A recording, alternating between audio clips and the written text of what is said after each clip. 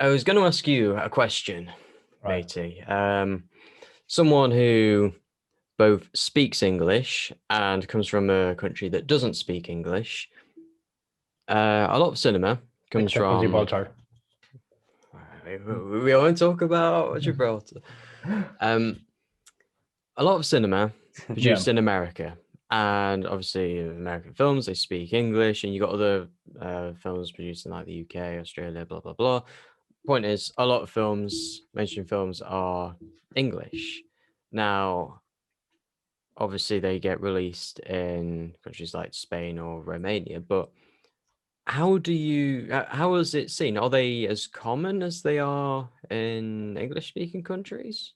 Well, all right. So before I answer this, I gotta say, my perception of this may be different from like a mainstream cinema viewer because I'm like a big film buff and I've grown up like watching a lot of different films. Um, and then also that Spain is really a particularly cultural different place in Europe to many different places. For example, when I say this, I mean going back to the Franco years. There was sort of a like prohibition of European cinema because European cinema was very art house, very avant-garde in terms of like dealing with sex and rebellion and like fighting for freedom and stuff like that. And that wasn't a message that the Francoist regime wanted to convey. So the only cinema outside cinema that was distributed in Spain was American cinema, which was dubbed in Spanish by law. It had to be dubbed to Spanish. Um, that's why that's why it's a weird place because Spain is one of the few countries in the world where we see dubbed movies instead of subtitled. Um, and then so basically that it was by law it had to be dubbed, and when it was dubbed, even then the message was sort of turned around. So you got movies like Alice in Wonderland, where there are certain scenes where, for example, the mother is reading a book to Alice. It's like a children's book, and in the Spanish version, she's reading to her about like how great Christopher Columbus was. So we were kind of, at least my understanding is that we were kind of force fed American cinema because obviously Spanish cinema at the time didn't have the resources. So we've grown up drinking more from American cinema than European cinema, mainly because American cinema was spectacle. Spanish cinema couldn't afford that. We couldn't afford big actors or huge stunt sequences or whatever. And we weren't allowed to watch that much European cinema. So is it still dubbed today? Yeah, it is. It is. It is. It is. Like you, up until recently, you had very few cinemas that played like the original version subtitled to Spanish, and I mean like up to like 5 years ago, something like that. There wasn't a single, like there was only one cinema in my town that would play originally like the original version of the film subtitled.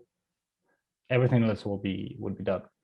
And but nowadays you see like more and more cinemas have like special sessions. So they have like the standard Spanish dub session, and then at 7:30 or at 5:30, whatever, they have like the special subtitle version. And people are leaning more towards subtitle just because, I mean, you can't judge actors or actors' performance if you're not listening to them speak in their own language. Okay. Even though if you can't understand it, I mean, it's a much more real experience. Do they have the same thing in, say, South America or Central America? Well, yeah, but they do tend to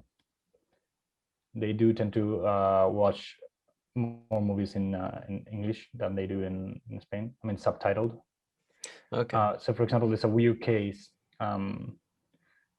The Take a Star Wars, for example. So the two androids, the C3 C3PO, yeah, C3PO, and the and R2D2.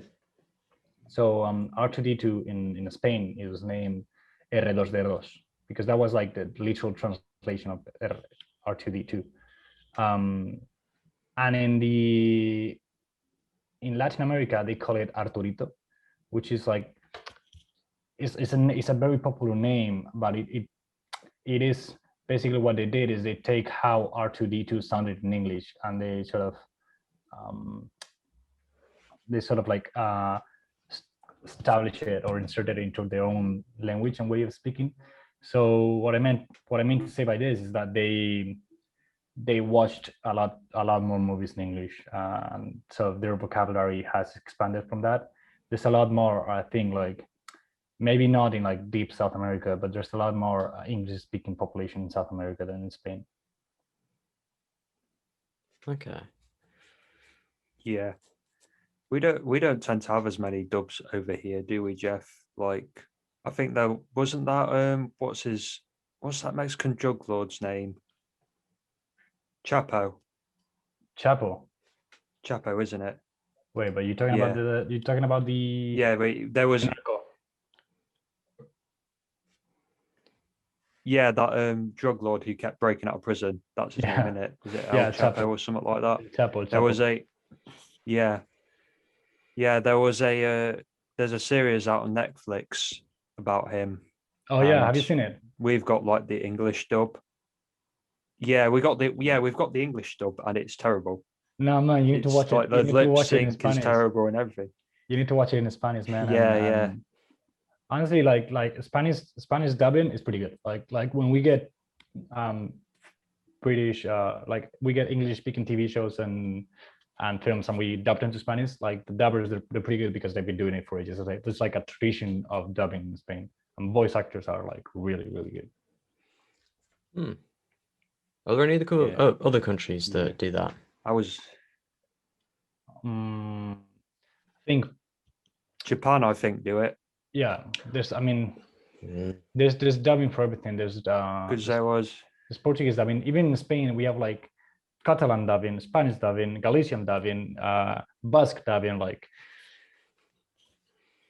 there's a market for it. I'd say Spanish market is pretty good. It's like a pretty decent size.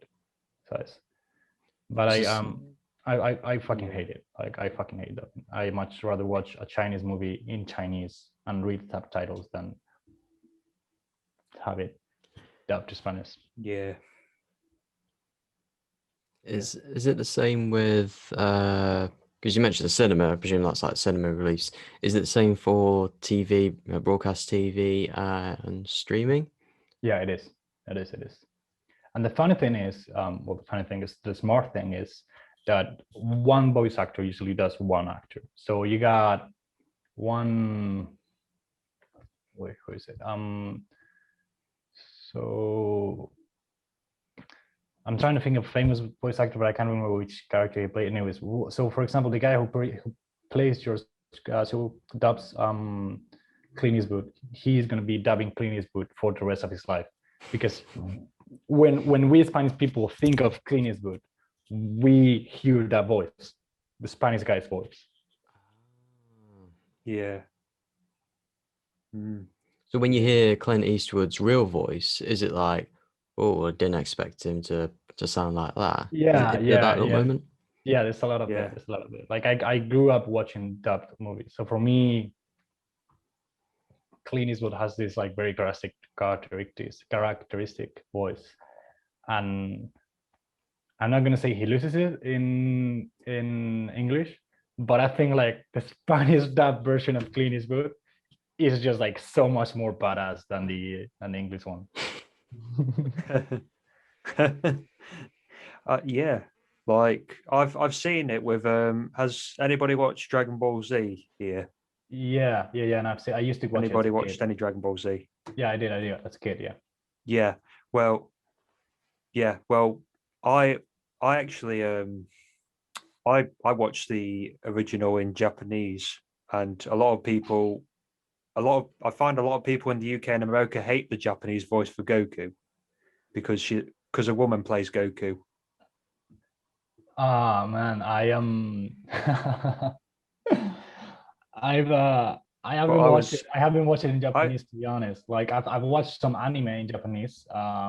Like all of yeah, the Studio Ghibli stuff I watched in Japanese, but yeah, not Dragon Ball Z. So I cannot say. But yeah, I prefer to watch an yeah, anime movie. I prefer to watch it in Japanese, man. It's like a much more sort of like real experience, man. yeah. The English dub's pretty good for Dragon Ball Z, by the way. It's really good. But a lot of people seem to hate the Japanese, well, the original version, should I say, of it, despite the fact it's the original, which is so weird. But it's also cultural standards, isn't it? Because you find in Japan that a lot of like male characters are actually played by females. Like for example, you've got this series called One Piece where the main character, I think he's like a teenage boy, but Yeah, Straw Hat. he like is played by a woman. Yeah. Hmm. So it's also like cultural standards, isn't it? Of what different countries expect. Well, it's also maybe it is. Maybe it's just like whoever can play the character better. So in The Simpsons, Yeah, there's a woman who does all the kids. You know, like Bart Simpson is played by a woman. So because voice actors usually women voice actors usually can play kids' voices better because their voices are more sharp. Yeah. So I don't know. Maybe it is what you say.